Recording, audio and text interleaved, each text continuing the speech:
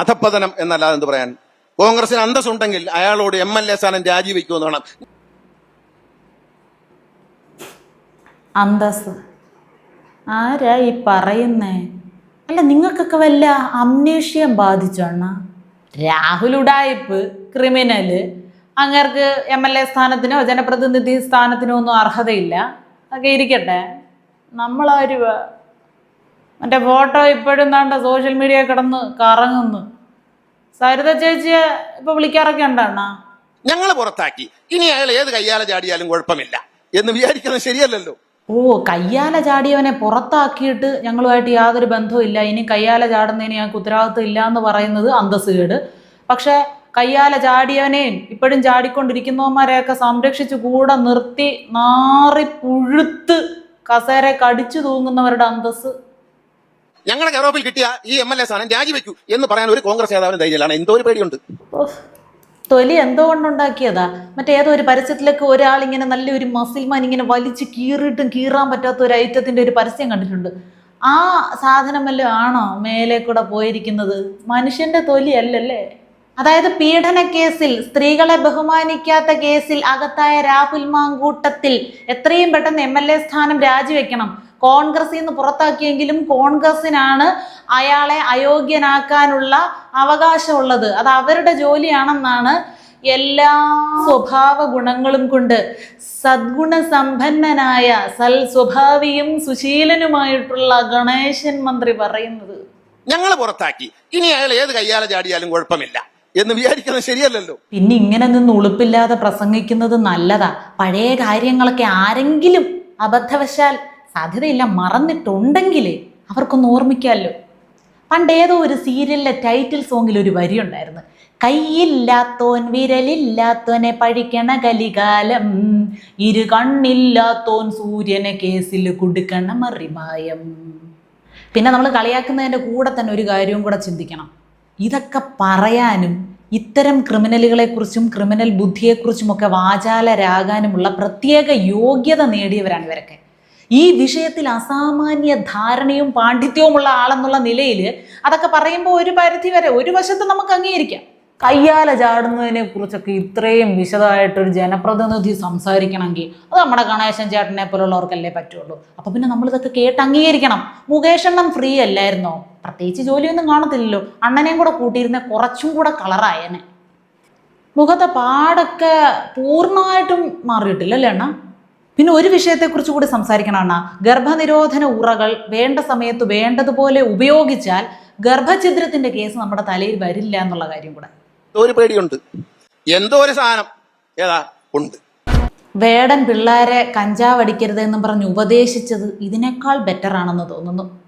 അണ്ണവും മലർന്ന് കിടന്ന് തുപ്പി തുപ്പി അതിനകത്ത് മുങ്ങി താണ് കിടക്കുക, നീന്തി കരയ്ക്ക് കയറി ഇരി, അല്ലെങ്കിൽ അതിലെ കുളിര് കൊണ്ട് തന്നെ തണുത്ത് വിറച്ച് പനി പിടിച്ചൊരു വഴിക്കാവും. അധപ്പതനം എന്നല്ലാതെ എന്ത് പറയാൻ? കോൺഗ്രസിന് അന്തസ്സുണ്ടെങ്കിൽ അയാളോട് MLA സ്ഥാനം രാജിവെക്കുമെന്ന് വേണം. ഈ അന്തസ് എന്ന വാക്കിന്റെ അർത്ഥം എന്താണെന്ന് അറിയോ അണ്ണ?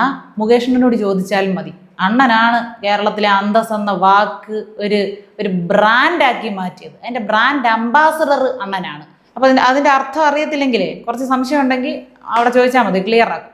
രാത്രി 11 മണിക്ക് ജോലിയും കഴിഞ്ഞ് വന്ന് ഉറങ്ങിയ ആളെ ശല്യപ്പെടുത്തിയെന്നും പറഞ്ഞ് ഒരാരാധകന്റെ നേർക്ക് മത്താപ്പൂ കത്തിച്ച് വിട്ട MLA ആണ് മുകേഷ് അണ്ണൻ. അപ്പൊ എന്നിട്ട് അവനെ അന്തസ് പഠിപ്പിക്കുകയും ചെയ്തായിരുന്നു.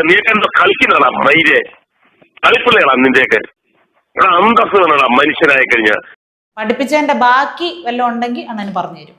അല്ലണ്ണ, ജയിലിൽ കിടക്കുന്നവരിൽ 75% നമ്മുടെ സഖാക്കളാണെന്നൊക്കെയാ ശത്രുക്കൾ പറയുന്നത്. അതിനൊരു മറുപടിയും കൂടെ അവിടെ നിന്ന് മൈക്കിൽ കൂടെ വിളിച്ച് പറയാൻ വയ്യായിരുന്നോ? അപ്പൊ കുറച്ചും കൂടെ കയ്യടി കൂടിയാന്. ഞങ്ങൾ പുറത്താക്കി, ഇനി അയാൾ ഏത് കയ്യാല ചാടിയാലും കുഴപ്പമില്ല പറയുന്നതിൻ്റെയൊക്കെ ഒരു ഇളക്കം തീർന്നില്ല കള്ളൻ. ഒരു മന്ത്രി എന്നുള്ള നിലയിൽ എന്തൊക്കെയോ പുകകൾ ഇവിടെ സൃഷ്ടിക്കാനുണ്ട്, കഴിഞ്ഞിട്ടുണ്ട്, ഇല്ലെന്നൊന്നും പറയുന്നില്ല. പക്ഷേ ഇങ്ങനെ നിന്ന് പ്രസംഗിക്കുമ്പോൾ, പ്രത്യേകിച്ച് നമ്മൾ സംസാരിക്കുന്ന വിഷയം എന്തിനെ പറ്റിയാണ് എന്നുള്ള ബോധ്യം നമ്മുടെ ഉള്ളിൽ തന്നെ കിടക്കെ ഒരു നിയന്ത്രണം പാലിക്കുന്നത് നല്ലതല്ലേ? നമ്മൾ പ്രസംഗിക്കുന്നതിൻ്റെ ആശയത്തിൽ പൂർവകാല സ്മരണകൾ എന്നും ഒരാൾക്ക് ആഭരണമാണെന്ന. ഇപ്പൊ എല്ലാവർക്കും ആഗ്രഹം ഒരാളെ പിടിച്ചോണ്ട് ജയിലിൽ ഇട്ടിട്ടുണ്ട്, അയാൾക്ക് ജാമ്യം കിട്ടുമെന്ന് അറിയാനുള്ള വലിയ ആകാംക്ഷയിലാണ്. ഏതായാലും ഞങ്ങളുടെ എല്ലാവരുടെയും വക ഒരു കോഴിപ്പവൻ അണ്ണന്റെ ഈ പ്രസംഗത്തിന് തരികയാണ്. നിർത്തിക്കോ. ഈ കൂട്ടത്തിൽ ഞാനൊരു കാര്യം വ്യക്തമാക്കുകയാണ്. അല്ല, ഇത് വേവിച്ചാനല്ലേ? എൻ്റെ ഈശോയെ, ഞാൻ ആദ്യം വിചാരിച്ചേതോ മെത്രാനാന്നല്ലേ. ഇത് എവിടെ പോയിട്ട് വരുവാ? പ്രവൃത്തിയിടങ്ങളിൽ സ്ത്രീകൾക്ക് സധൈര്യം പോകാനും പ്രവർത്തിക്കാനുമുള്ള അന്തരീക്ഷം ഉണ്ടാക്കാൻ വേണ്ടി അച്ചായൻ ഈ വിഷയത്തെ പറ്റിയുള്ള നിലപാട് വ്യക്തമാക്കുവാണോ? അച്ചായന്റെ തിയറികൾക്കെല്ലാം ഒരു ബേബി തിയറി എന്നുള്ള പരിഗണനയെ ഞങ്ങളൊക്കെ തരുന്നുള്ളൂ, പാർട്ടിക്കാരും ഞങ്ങളും എല്ലാം. അതുകൊണ്ട് തന്നെ തുടർന്ന് കേൾക്കാൻ താല്പര്യമില്ല, വേസ്റ്റാക്കാൻ സമയമില്ല അച്ചായ. പൊക്കും.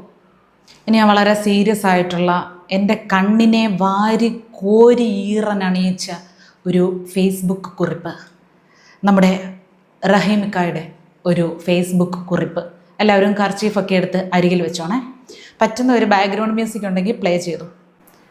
ഒരു പകൽ മുഴുവൻ തെരുവിൽ കേരളത്തിനായി നമ്മുടെ മുഖ്യമന്ത്രി ഇരുന്നു. ഉച്ചഭക്ഷണം പോലും അദ്ദേഹം ഉപേക്ഷിച്ചു. ഭരണഘടന ഉറപ്പു നൽകുന്ന ഫെഡറൽ അവകാശങ്ങൾ നമ്മുടെ നാടിന് നിഷേധിക്കപ്പെടുകയാണ്. നീതിക്കായി കേന്ദ്ര സർക്കാരിനെതിരായ മഹാസമരം നമ്മൾ തുടരും. എന്തൊരു വൈകാരികത!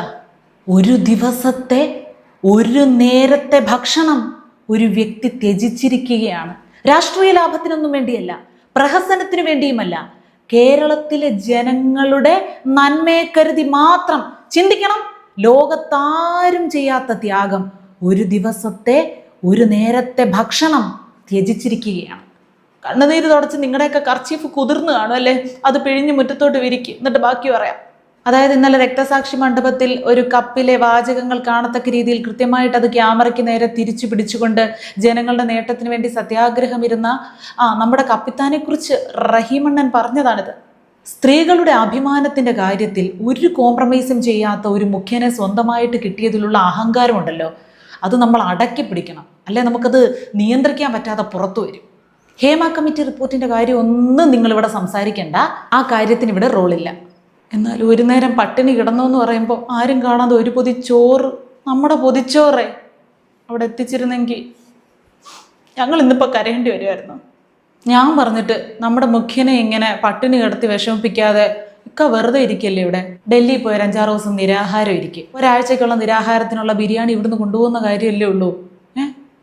പക്ഷെ 9 വർഷവും 9 മാസവും കഴിഞ്ഞ സാഹചര്യത്തിൽ കേന്ദ്രത്തിനെതിരെ ഒരു നേരത്തെ ആഹാരം ഉപേക്ഷിച്ച് പ്രതിഷേധിക്കാൻ തയ്യാറായ നമ്മുടെ കപ്പിത്താനുണ്ടല്ലോ, അദ്ദേഹത്തെ എന്ത് പേരിട്ട് വിശേഷിപ്പിക്കണമെന്ന് എനിക്കറിയില്ല.